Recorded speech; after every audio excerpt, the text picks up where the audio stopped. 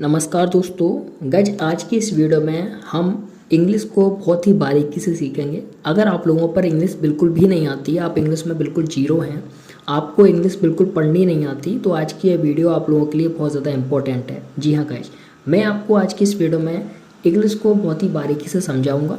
और आज की इस वीडियो को देख करके अगर आप लोगों पर बिल्कुल इंग्लिश आती ही नहीं है तो आप 100 में से 70% इंग्लिश को सीख जाओगे आज की इस वीडियो को देखने के बाद में।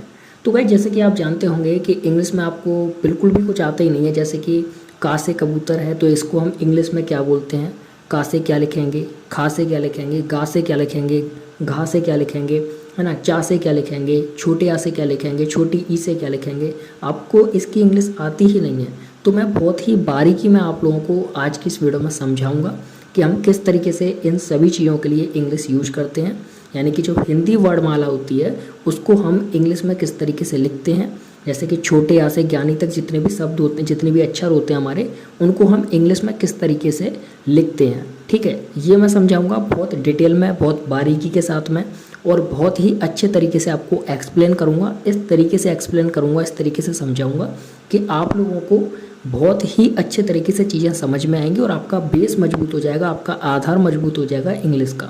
और फिर आप इंग्लिश को एकदम बहुत अच्छे तरीके से पढ़ना लिखना सीख जाओगे और आपको कोई परेशानी नहीं होगी। ठीक है, तो गाइज मैं सबसे पहले आपको ये बता दूं कि हिंदी वर्णमाला जो होती है वो आपकी आ से ज्ञानी तक होती है। ठीक है, आपको पता होगा। और इसको ही हम दो तरीके से बोलते हैं, दो तरीके से यूज करते हैं।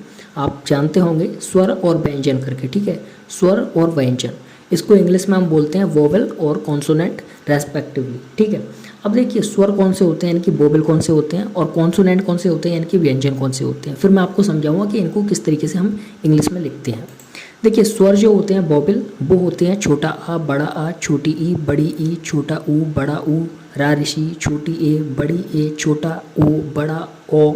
ठीक है, छोटी अंग, बड़ी अंग, ये सारे स्वर होते हैं वोवेल। ठीक है, इंग्लिश में इनको वोवेल बोलते हैं। अगर कोई आपसे पूछे वोवेल क्या होते हैं तो आप ये बता दीजिएगा। कोई आपसे पूछे स्वर का क्या होता है तब भी आप ये बता दीजिएगा। इनको छोड़ करके आ से ज्ञानी तक जितने भी अक्षर होते हैं वो सारे व्यंजन कहलाते हैं, इनके कॉन्सोनेंट कहलाते हैं। ठीक है, अब मैं आपको सारी चीज़ें डिटेल में समझाता हूँ, एक्सप्लेन करता हूँ किस तरीके से हम इनको इंग्लिश में लिखते हैं और किस तरीके से लिखने के बाद पढ़ते हैं। ठीक है, देखिए गाइज, छोटे आ से हम, जैसे कि छोटा आ होता है नॉर्मल, तो उसके लिए हम ए यूज करते हैं, सिर्फ एक ही ए, सिंगल।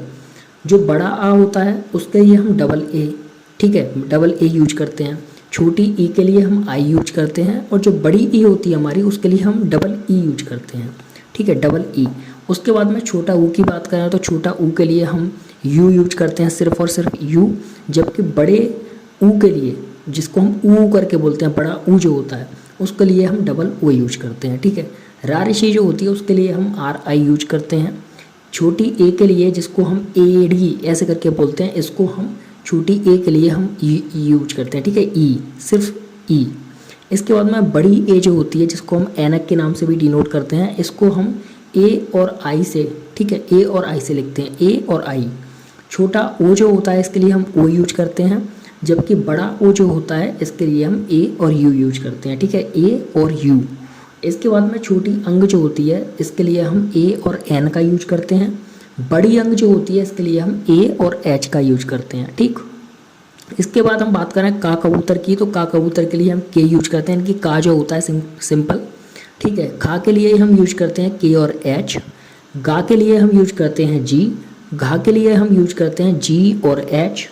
अड़ा के लिए हम यूज करते हैं, जो डलिया वाला अड़ा होता है इसके लिए हम एन और जी यूज करते हैं। ठीक है, एन और जी। ठीक है गाइस, अब हम थोड़ा सा आगे चलें तो आगे चलकर हम देखते हैं चा चम्मच जिसको हम बोलते हैं। चा के लिए हम सी और एच का यूज करते हैं, सी और एच। ठीक है, छा के लिए, छा छतरी वाला छाता जो होता है, छा, सिर्फ और सिर्फ छा, इस छा के लिए हम यूज करते हैं सी डबल एच। जे यानी कि जा। ठीक है, जा जो होता है, जा जहाज जिसे हम बोलते हैं, जा के लिए हम यूज करते हैं जे। और झा झंडा जो होता है इसके लिए हम यूज करते हैं जे और एच। ठीक है, दोनों एक साथ में। इसके बाद में अड़ा जो आता है इसके लिए हम वाई और एन का यूज करते हैं। टी जो आता है इसके लिए हम टी, मतलब कि टमाटर टा जो आता है इसके लिए हम टी यूज करते हैं, सिर्फ और सिर्फ एक टी। जबकि ठा जो होता है, ठा टेरा वाला, उसके लिए हम टी और एच दोनों यूज करते हैं। डाडलिया जो होती है इसके लिए हम सिर्फ डी का यूज करते हैं। ढा ढक्कन जो होता है इसके लिए हम डी और एच का यूज करते हैं। इसके बाद अड़ा जो आता है जिसको हम अड़ा करके बोलते हैं, ये हमारा जो होता है इसके लिए हम क्या यूज करते हैं, इसके लिए हम यूज करते हैं एन का। ठीक है, थोड़ा सा नीचे चलें तो हम देखेंगे ता तरबूज। देखिए ता तरबूज के लिए भी हम टी का यूज करते हैं और टा टमाटर के लिए भी हम टी का यूज करते हैं। लेकिन जब आप पढ़ने लग जाओगे, थोड़ी चीज़ें जब पढ़ोगे तो आपको अपने आप समझ में आ जाएगा कि हमको टा बोलना है या फिर ता बोलना है। ठीक है, तो ता के लिए भी हम टी का यूज करते हैं। था थर्मस जो होता है था, इसके लिए हम टी और एच का यूज करते हैं। दाद आवाज़ जो होती है इसके लिए हम डी का यूज करते हैं। ठीक है, सेम ऊपर वाली चीज़ें हैं सेम। इसके बाद में धा धनुष जो होता है उसके लिए हम डी और एच का यूज करते हैं।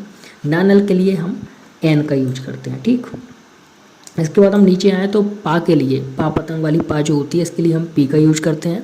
फाफल के लिए पी और एच का यूज करते हैं। बा बकरी वाले के लिए हम बी का यूज करते हैं। भा भट्टी वाला जो होता है भालू करके हम बोलते हैं, इसको हम बी और एच यूज करते हैं। ठीक है, एक साथ। माँ मछली जो होती है जिसको माँ के नाम से हम डिनोट करते हैं, इसको हम एम यूज करते हैं। ठीक है, इसके लिए हम एम लगाते हैं। बाई के लिए हम या के लिए, या जो होता है यज्ञ वाला या, इसके लिए हम बाई यूज करते हैं। और जो हमारा रा होता है, ठीक है, रा रथ करके हम जो बोलते हैं, रा रबड़ रा रथ, तो रा जो होता है इसके लिए हम आर का यूज करते हैं। एल लट्टू, एल ला, ठीक है, ला, इसके लिए हम एल का यूज करते हैं। ठीक है, ला जो हमारा ला होता है लट्टू करके जिसे हम लिखते हैं ला, उसके लिए हम एल का यूज करते हैं। वा जो होता है, ठीक है, वाह, सिर्फ और सिर्फ वाह, समझ रहे होगे, वाह, इसके लिए हम बी का यूज करते हैं। ठीक है, वी आपकी कौन सी होती है, उल्टी ए वाली जो वी होती है, उल्टी ए। ठीक, इसके बाद में सासलजम जो होती है इसके लिए हम एस और एच का यूज करते हैं। और जो आपका सा षटकोण जो होता है इसके लिए हम एस और एच का यूज करते हैं। जबकि सा सपेरा जो आता है इसके लिए हम सिर्फ और सिर्फ एस का यूज करते हैं। हा के लिए हम एच का यूज करते हैं सिर्फ। और छा क्षत्रिय जो होता है इसके लिए हम के एस एच, ठीक है, के एस एच का यूज करते हैं। त्रिशूल जो होता है इसके लिए हम टी और आर का यूज करते हैं। ठीक है, और ज्ञानी के लिए जो हमारा ज्ञानी होता है इसके लिए हम जी और वाई का यूज करते हैं। ठीक है गाइस, तो ये सारे होते हैं जो आपको समझ में आ गए होंगे। अब मैं थोड़ा सा डिटेल में और समझा देता हूँ। क्या समझा दूँ, ये आपके स्वर बोबिल, हालांकि मैंने समझा दिए, एक बार और पढ़ा देता हूँ आपको ताकि आपको समझ में आ जाए। छोटे आ के लिए हम सिर्फ ए का यूज करते हैं, एक बार ही ए लगाएंगे छोटे आ के लिए। ठीक है, बड़े आ के लिए हम डबल ए का यूज करते हैं। छोटी ई के लिए हम आई का यूज करते हैं। बड़ी ई के लिए हम डबल ई का यूज करते हैं। ऊ के लिए छोटा ऊ जो होता है ओ ऐसे करके, इसके लिए हम यू का यूज करते हैं। बड़ा ऊ जो होता है ऊ करके आवाज़ निकलती है, इसके लिए हम डबल ओ का यूज करते हैं। रारिशी के लिए आर आई का यूज करते हैं। छोटी ए के लिए हम ई का यूज करते हैं। बड़ी ए के लिए हम ए आई का यूज करते हैं। छोटे ओ के लिए हम ओ का यूज करते हैं। बड़े ओ के लिए हम ए और यू का यूज करते हैं। छोटी अंक के लिए ए और एन का यूज करते हैं। बड़ी अंक के लिए ए और एच का यूज करते हैं। ठीक है, ये आपके स्वर और आपके व्यंजन होते हैं। ठीक है, अब गाइस इनको पढ़ा कैसे जाता है ना, इनको पढ़ा कैसे जाता है, तो ये पढ़ना कैसे होता है और पढ़ा कैसे जाता है, इसके लिए मेरी अगेन फिर से एक वीडियो आएगी और फर्दर इस पर चैनल पर वीडियोस आती रहेंगी, जहाँ मैं आपको ये बताऊँगा कि हम इनको किस तरीके से मिला करके पढ़ते हैं। जैसे कहीं पर भी लिखा है ए, ठीक है, कहीं पर भी लिखा हो ए आर ए वी, तो ये हो गया आरब।